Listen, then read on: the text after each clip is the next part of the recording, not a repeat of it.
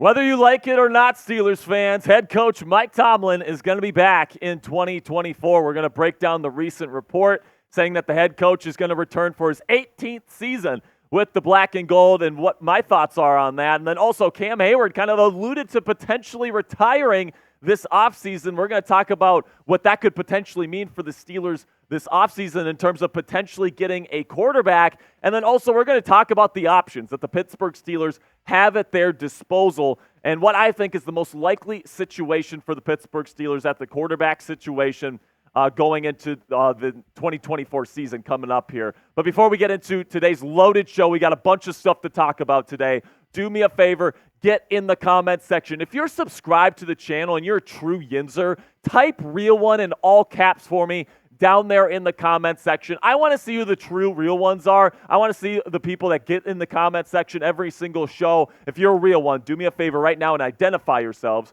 right now.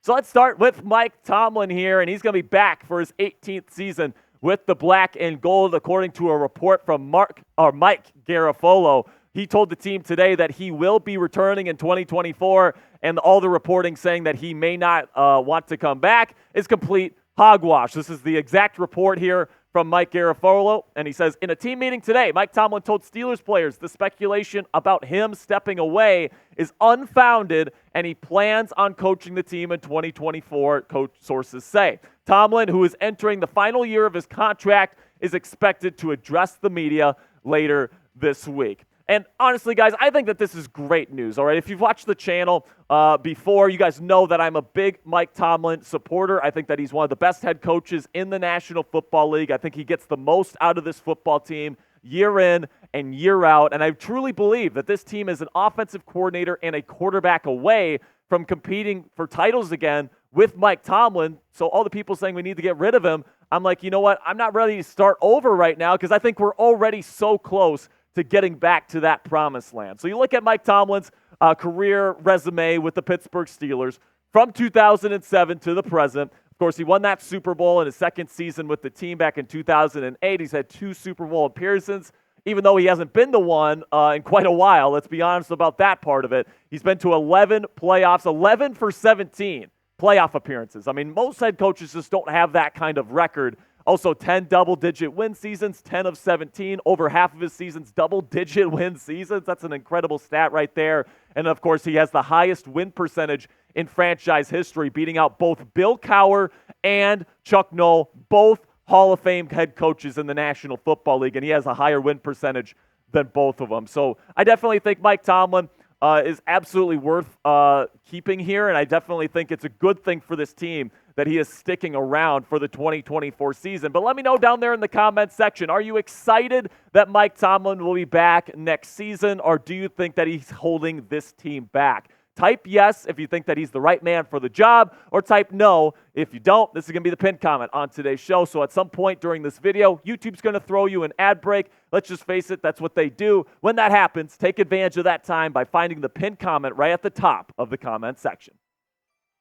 So now let's shift to Cam Heyward, where, the speculation is now shifting from Mike Tomlin potentially not coming back next year to now Cam Heyward might not be returning next year. And he talked to the media yesterday after the loss against the Bills, and he was talking about how tough this season was to get through at being at his age and why he's considering retirement at this point in his career. This is what Cam had to say. In my heart, I want to play, but it's been rough. I need to take the offseason to get healthy again, battling back through a groin. It's one thing to walk off after a groin, and it's another to play football, and there's been some other stuff. But it's definitely been another season that I just wanted to put my hand in that pile. It was a grind just to get ready for each game. It wasn't by my choice to not practice. It was to get me to the game, and I don't like playing football that way. I don't ever want to cheat the game. I don't ever want to think I'm not going to be 100%, but that was the cards I was dealt this year. It was a lot. That's the thing that bugs me the most at night, not having a chance to win a Super Bowl. Seeing all my teammates before that won it, seeing all the culture and tradition here, every man should feel that way. It stings to be out of the playoffs, to not have a chance to continue to move on, and man, I'm not ready to give that up. So, Cam sounds like somebody that, he's hurting a little bit. He's not sure. He feels, he sounds like a man that's exhausted. But I think that he's somebody that still has that burning desire to win a Super Bowl here in Pittsburgh. And I think he's going to be back for at least one more season in the black and gold. Really do feel that way. I think Cam, at this point in his career, he's not ready to lace him up. He doesn't sound like somebody that's ready to hang him up. And I definitely think he's going to be back next year. However, if he doesn't come back and he decides to retire, that does provide the Pittsburgh Steelers some cap relief that could be used in some pretty creative ways during the 2024 offseason. You'd save $16 million in cap space for next season, which could potentially open up just enough cap space to go out and get a quarterback in either free agency or via trade that you otherwise wouldn't be able to afford if Cam stays on the roster. Now, coming up here, I'm going to let you know the potential quarterback options in 2024 if Cam Heyward decides to retire. But before I get going on that, let's have a word from our sponsor here at Factor Meals. And you can get started on your New Year's resolutions with Factor Meals today. Factor's ready-to-eat meal delivery service takes the stress out of meal planning and sets you up for success in the new year. Skip the grocery stores and the prep work and all the cooking fatigue. Instead, get chef-crafted, dietitian-approved meals delivered straight to your door, and with over 35 meals to choose from per week, including options like keto, calorie smart, vegan and veggie, and more, plus over 55 weekly add-ons, you have a ton of nutritious and flavorful options to kickstart your New Year's resolutions. Stress less over meal times with Factor's no prep, no mess meals to free up time otherwise spent shopping, cooking, and cleaning up. We all know how much we hate doing dishes after a long day of work. You just won't have to do that anymore with Factor because it's just 2 minutes in the microwave. You eat an adult meal, and then you throw away the packaging. No dishes required. Head on over to factormeals.com/SteelersChat50 and use code SteelersChat50 to get 50% off Factor Meals today. That's code SteelersChat50 at factormeals.com/SteelersChat50 to get 50% off today. So now let's go over the potential quarterback options for the Pittsburgh Steelers in 2024. And if Cam Heyward retires, that opens up quite a bit of cap space for you. And when you go over the other things, all the players that the Steelers are going to cut, the players they're going to restructure, that definitely will open up a couple of opportunities for the Pittsburgh Steelers.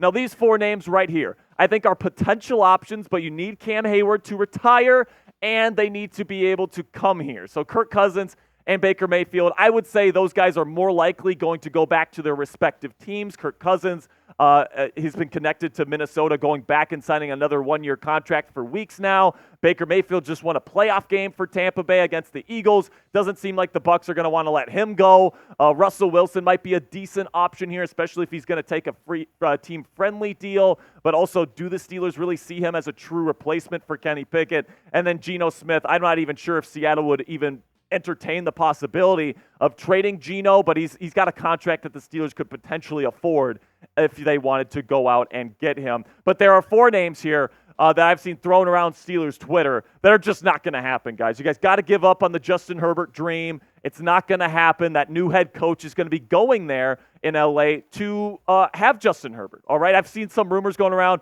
if Jim Harbaugh goes to the Chargers, he's going to want to draft J.J. McCarthy. Are you fucking joking? Over Justin Herbert? There is no way that ends up happening. Justin Herbert is going to be the quarterback of the Chargers. Kyler Murray is going to be the quarterback of the Cardinals. Dak Prescott, I've seen a bunch of different things saying, because the Cowboys lost in the playoffs again, he's going to be on the trade market. Just don't see that being a possibility. The dead cap that Dallas would take on if they traded him is way too high. And then Matthew Stafford as well. I think he's happy there in LA. Got a playoff berth. They got a good young coaching staff and very promising players on that offense. Don't think Stafford is an option either. So I think the two most likely options at this juncture, and don't come at me with Mason Rudolph, all right? I just don't think it's going to happen. I think the most likely options right now is that you start Kenny Pickett, but you bring in a high-end backup just in case he stinks with the new offensive coordinator, or you trade a first-round pick, so the number 20 overall pick in this year's NFL draft, for Justin Fields. Now, in terms of what I would do here, okay, I would personally take that big swing. I would try to swing for the fences and hit that grand slam home run, because for all the people out there that are complaining about the Steelers living in mediocrity, A lot of it is because of the quarterback play. It's really hard to ascend to true title contention if you don't have a top 15 quarterback, or at least, top 15, top 10 quarterback in this league. And the Steelers haven't had that since the Killer B era when Big Ben was still in his prime. All right, so Justin Fields provides them an opportunity that's not only affordable, but something that could also get them into title contention by next season. I think even if Kenny Pickett develops into a decent starter next year, is he really going to be going toe-to-toe against Josh Allen and Patrick Mahomes to win a Super Bowl next year? I really don't think so, all right? And then same thing goes for that high-end backup. Like if Kenny Pickett stinks and you bring in like a Jacoby Brissett, is Brissett really going to win you a Super Bowl? I really don't think so. So my rationale here is that you get Justin Fields, and yes, he's risky. But listen, man, I think it's worth the risk because, listen, man, if he hits, this team is going to be in title contention next year. They've got a lot of really good talent. Joey Porter Jr. in his second year. TJ Watt coming off a should-be Defensive Player of the Year season. Alex Highsmith had a really good season. Hopefully Cam comes back next year. George Pickens, Deontay Johnson, Jalen Warren, Najee Harris, Pat Freiermuth. There's so many good players on this team, and if Fields hits, you're going to be in the running to win a Lombardi trophy. But if he stinks and he fails, then you can blow it all up. You can fire Tomlin. You can bring in a new regime, get a new quarterback, and start over. I don't want to live in mediocrity anymore. I want to push my chips in the center of the table, and I want to go win. That is my rationale right now. I'm tired of mediocrity. I'm right there with you guys. I think Justin Fields is the type of guy that can bring that Lombardi trophy, that seventh one, to the Steel City. Now, shout out your guy down there in the comments section. Which quarterback in the National Football League today, on the Steelers or not on the Steelers, do you want to be the starting quarterback of this team next year? Do you want Justin Fields like I do? Do you want Kenny Pickett to get another shot? Do you want Mason Rudolph for some reason? Let me know down there in the comment section what you guys think, who should be the starting QB of this team heading into 2024. So before I go, I do have one last thing to say, and this has to go back to this loss to the Buffalo Bills in this wild card weekend. All right, George Pickens, of course, had that holding call at the end of the game, down 14. They didn't call it on fourth down, and that was essentially the game. And after the game, Pickens completely berates the ref, says, you can't play the Bills and the refs. And I've seen a lot of people on Steelers Twitter kind of run with this, kind of blaming the refs for the Steelers' loss. But it's like, it's not necessarily the refs' fault the Steelers went down 21-0. It's not the ref's fault that Mason Rudolph threw a crucial interception at the 4-yard line in the red zone, right? It's not the ref's fault that the Steelers lost this football game, in my opinion. And I think that if you're blaming the refs, I think that, you're kind of not looking in the mirror here because the Bills are the better football team. Let's be completely honest here. I think that they're the better team. They have the better quarterback.